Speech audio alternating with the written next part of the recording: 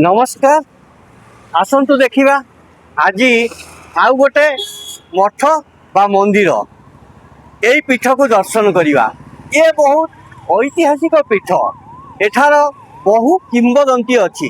चलतु आमे एबे यही पीठ को दर्शन करवा, ठाकुर को दर्शन करी कृपा लाभ करी। चलो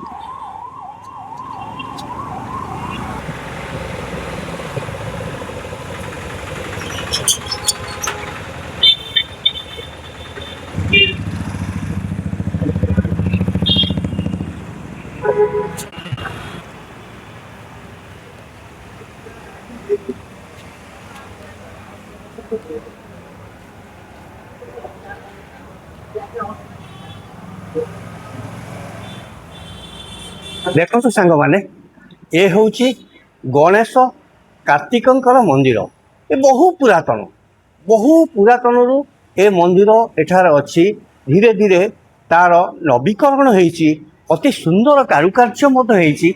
बहु पार्श्व देवादेवी एठारे पूजा पाउछंती। चलतु बर्तमान आमे गणेश कार्तिक मंदिर दर्शन कले। एबे आमे जीवा प्रभु गड़गड़ेश्वर मंदिर को, गड़गड़ेश्वर को दर्शन करी कृपा लाभ करवा। आस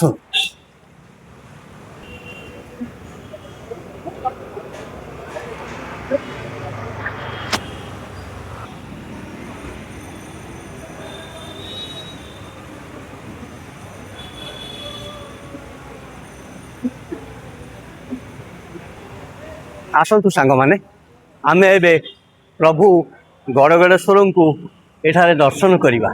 आसतु आमे गड़गड़ेश्वर दर्शन करी कृपा लाभ करवा। आसतु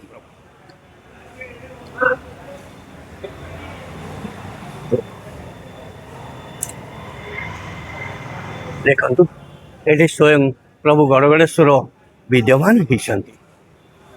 आसतु एबे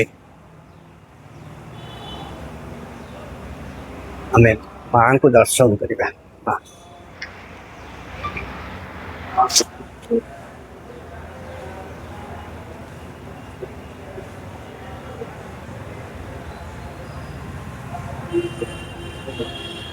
क्षमा कर देखो सांग माने ये हूँ प्रभु गड़गड़ेश्वर मंदिर।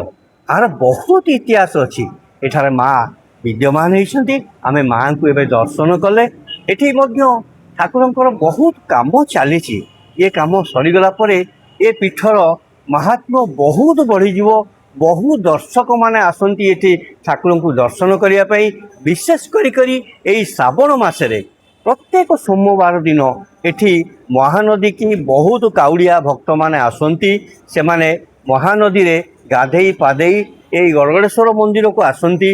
एठी प्रभु पाखरे पूजा करती। पूजा कला परे विभिन्न शैव क्षेत्र को से माने बोल बोम नहीं जाती। चलतु आमे आउ किसी दर्शन करवा।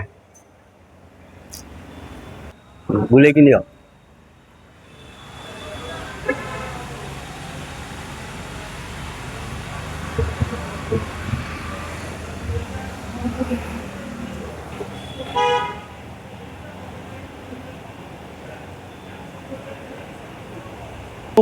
भाई मानकर आशीर्वाद रे आज एत दूर पहुंची। नना हरिका आशीर्वाद बापा थिला बेले बापा आशीर्वाद सांग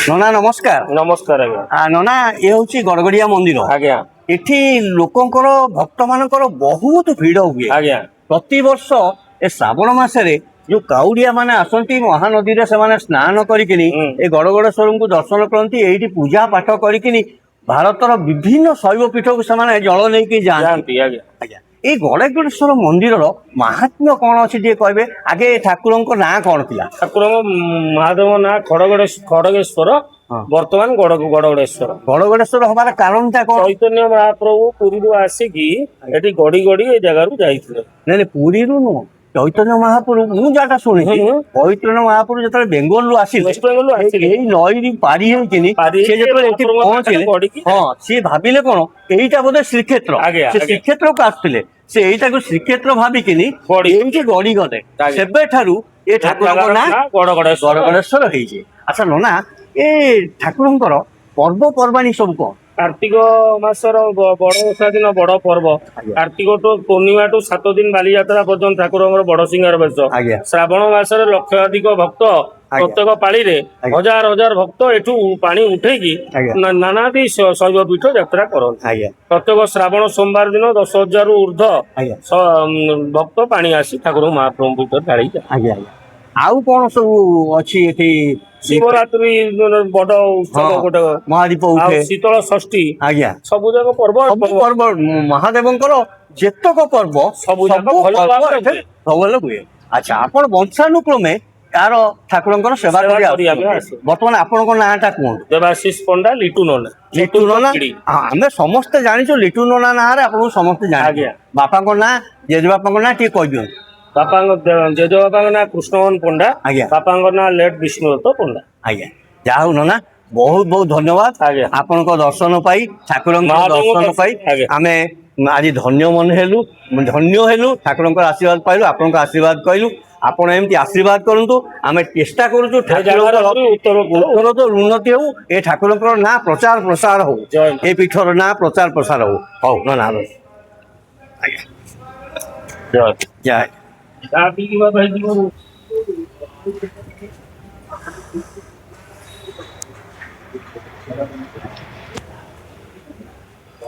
ଆସନ୍ତୁ ସାଙ୍ଗମାନେ ଆମେ ଦେଖିବା ଏଠି ଆହୁରି ଦେବାଦେବୀ ପୂଜା ପାଉଛନ୍ତି ତାଙ୍କୁ ଦର୍ଶନ କରିବା ତାଙ୍କର କୃପା ଲାଭ କରିବା। ଆସନ୍ତୁ।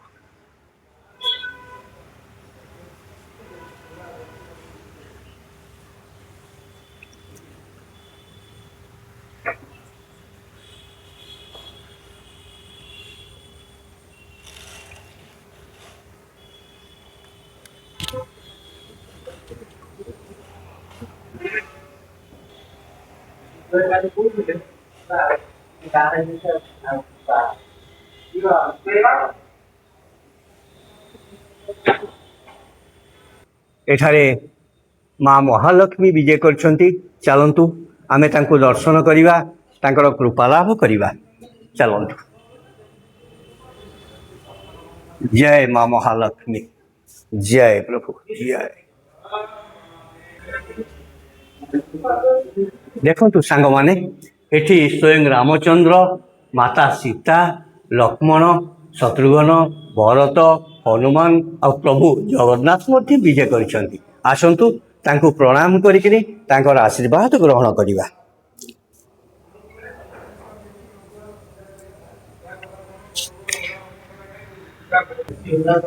ଆସନ୍ତୁ ସାଙ୍ଗମାନେ ଏବେ ଆମେ ମା ଗାୟତ୍ରୀଙ୍କୁ ଦର୍ଶନ କରିବା। ମା ଗାୟତ୍ରୀ ଏଠାରେ ବିଦ୍ୟମାନ ଅଛନ୍ତି ଏଠି ବିଜେ କରିଛନ୍ତି ତାଙ୍କର ଆଶୀର୍ବାଦ ଗ୍ରହଣ କରିବା। ଆସନ୍ତୁ। ଜୟ ମା ଗାୟତ୍ରୀ। ଓಂ ଭୂର୍ଭୁବସ୍ୱ ତତ୍ସବିତୁର୍ବରେଣ୍ୟଂ ଭର୍ଗୋ ଦେବସ୍ୟ ଧୀମହି ଧିୟୋ यो न प्रचोदयात्। ओं भूर्भुवस्वः तत्सवितुर्वरेण्यं भर्गो देवस्य धीमहि धियो यो न प्रचोदयात्। ओं भूर्भुवस्वः तत्सवितुर्वरेण्यं भर्गो देवस्य धीमहि धियो यो न प्रचोदयात्।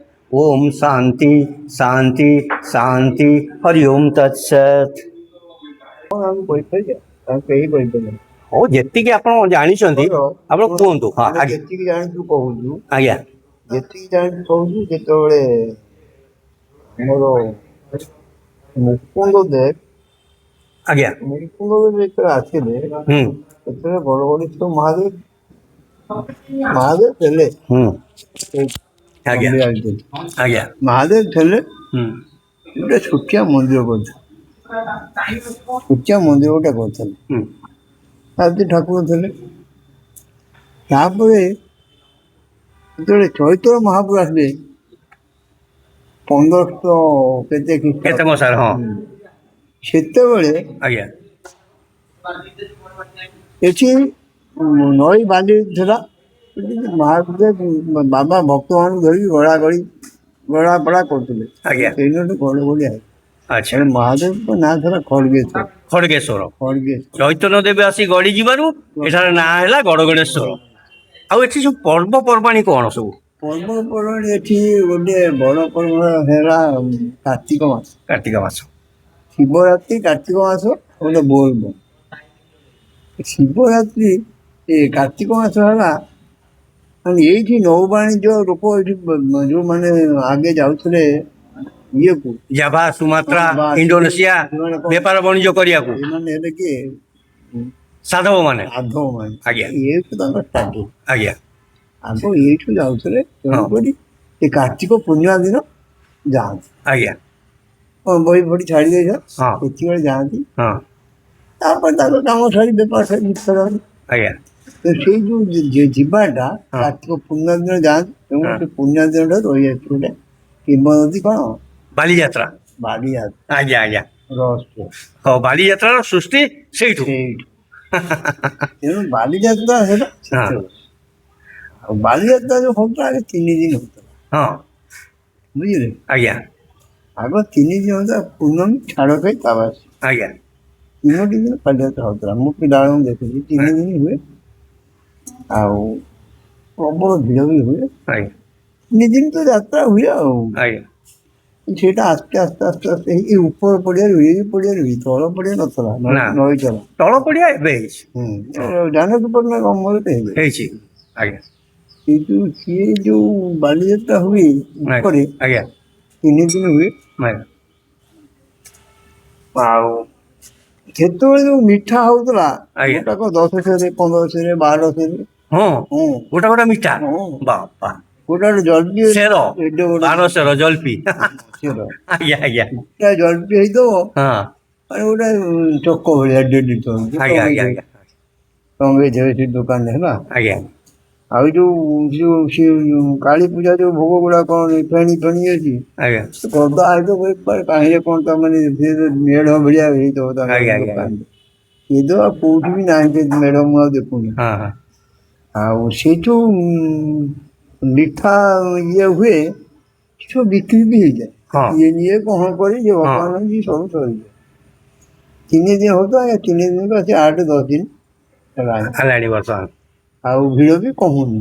ନା ଭିଡ଼ ବଢ଼ି ବଢ଼ି ଚାଲିଛି। ପ୍ରବଳ ଭିଡ଼ ହେଲା ବୋଲି ଆଜ୍ଞା ସେ ନଈ ତଳକୁ ବଢ଼େଇଲେ ପୁଣି ଯାତ୍ରାଟା ଆଉ ଟ୍ରାନ୍ସପୋର୍ଟ ହେଇଗଲା। ଆଜ୍ଞା ଆଉ ଯାହା ହଉ ବାଲିଯାତ୍ରା କଥା ଇଏ ଆଉ ଆଉ ଗୋଟେ ବୋଲବମ୍। ଆଜ୍ଞା ବୋଲବମ୍ ଆମର ତ ଏଠିଆ ଯାତ୍ରାରେ ନୁହଁ ହଁ ଏଇଟା ହେଲା ସିଆଡ଼େ ହଁ ରାଜସ୍ଥାନ ଫାଜସ୍ଥାନ ସେପଟେ ସବୁ ହଉଥିଲା। ସିଆଡ଼େ ଧୀରେ ଧୀରେ ଇଆଡ଼େ ବ୍ୟାପିଗଲା।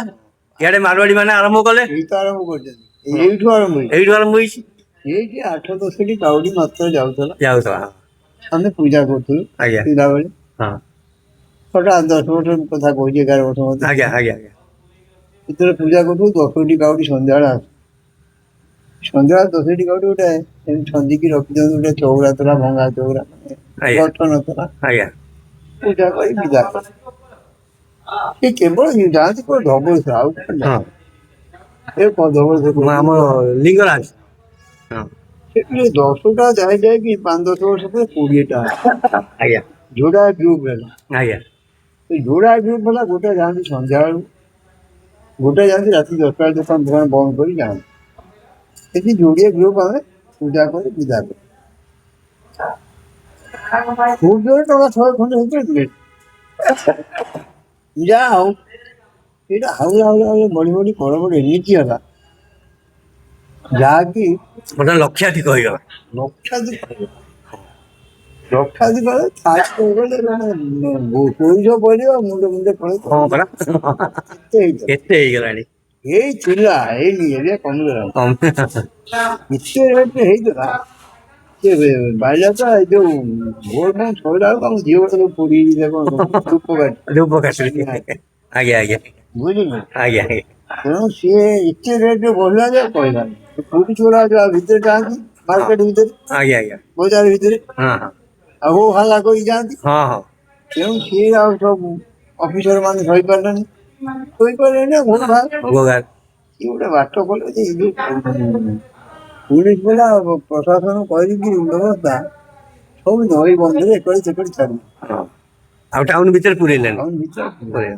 ଇଏ ପୁରେଇଲେନି ସେଠୁ ଆମେ ଅଧାରୁ 3 ଭାଗ କରିବୁ କମିଗଲେ ବୁଝିଲେ ଅଧାରୁ 3 ଭାଗ କରିବୁ ନହେଲେ ଏତେ ଭିଡ଼ ହଉଥିଲା ଆଜ୍ଞା ଅସମ୍ଭବ ଆଜ୍ଞା ଏଟା ହେଇଛି ପ୍ରଭୁଙ୍କ ଇଚ୍ଛା ଖାଲି ଆଉ ମନ୍ଦିର ଯେ ଗୋଟିଏ ଥିଲା ବହୁତ ମନ୍ଦିର ହେଲାଣି ଜଗନ୍ନାଥ ବି ବିଜେ କଲେଣି ସବୁ ବିଜେ କଲେଣି ହଉ ନନା ବହୁତ ବହୁତ ଧନ୍ୟବାଦ ଆଜି ଆପଣଙ୍କ ସହିତ କଥା ହେଇକିନି ଠାକୁରଙ୍କ ବିଷୟରେ କିଛି ଆମେ ଜାଣିଲୁ ଆମେ ସାରା ବିଶ୍ୱ ଆକୁ ଦେଖିବ ଆଉ ଜାଣିବ ଆପଣଙ୍କ ଠାରୁ ଗଡ଼ଗଡ଼େଶ୍ୱରଙ୍କର କ'ଣ ମହିମା ତାଙ୍କର ପୂର୍ବ ନାମ କ'ଣ ଥିଲା ବର୍ତ୍ତମାନ କ'ଣ ନାମ ହେଇଛି କାହିଁକି ଏ ନାମ ହେଇଛି କାହିଁକି ଏଟା ଯାତ୍ରା ହେଉଛି ବାଲିଯାତ୍ରା କାହିଁକି ହେଉଛି ଆଜି ଆପଣଙ୍କ ଠାରୁ ଶୁଣିକିନି ଆମେ ନିଜକୁ ଧନ୍ୟ ମନେ କରୁଛୁ ହଉ ନନା ଆସୁଛୁ ଜୟ ଜଗନ୍ନାଥ ଜୟ ପ୍ରଭୁ ଆପଣ ଏମିତି ଭଲରେ କାମ କରୁଥାନ୍ତୁ ଆଜ୍ଞା ଆଜ୍ଞା ଲୋକଙ୍କ ସେବାରେ ଥାଆନ୍ତୁ ଆଜ୍ଞା ଆଜ୍ଞା ହଁ ଦେଖନ୍ତୁ ଆସନ୍ତୁ ସାଙ୍ଗମାନେ ଏଠି ସ୍ୱୟଂ ରାଧାକୃଷ୍ଣ ପୂଜା ପାଉଛନ୍ତି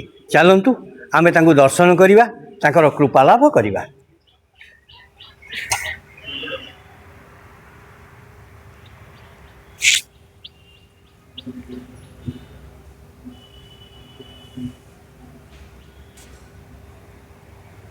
ସାଙ୍ଗମାନେ ଏଠି ଆହୁରି ଅନେକ ଦେବାଦେବୀ ପୂଜା ପାଉଛନ୍ତି ପ୍ରଭୁ ନାରାୟଣ ମଧ୍ୟ ପୂଜା ପାଉଛନ୍ତି ଚାଲନ୍ତୁ ଏଠି ସମସ୍ତ ଦେବାଦେବୀ କି ଆମେ ଦର୍ଶନ କରିବା ଆସନ୍ତୁ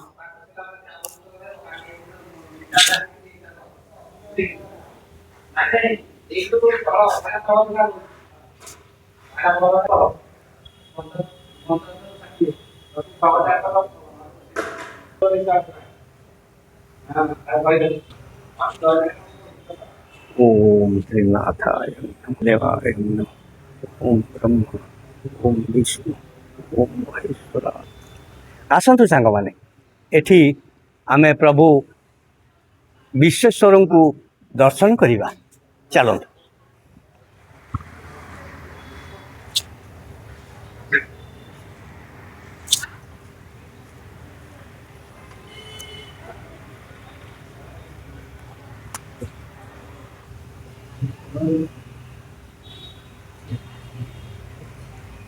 सांग माने आमे आज प्रभु गड़गड़ेश्वर मंदिर रे आसी पहुँचलु गड़गड़ेश्वर दर्शन कलु एवं तांको पाखरे थिबा समस्त देवादेवी की दर्शन करी तांकर कृपा लाभ कलु आपण मानकु मध्य दर्शन करेलु आज ए वीडियो एठी रखुचे पुणी अन्य एक वीडियो रे आपनक सहित मोर देखा हबो जय जगन्नाथ।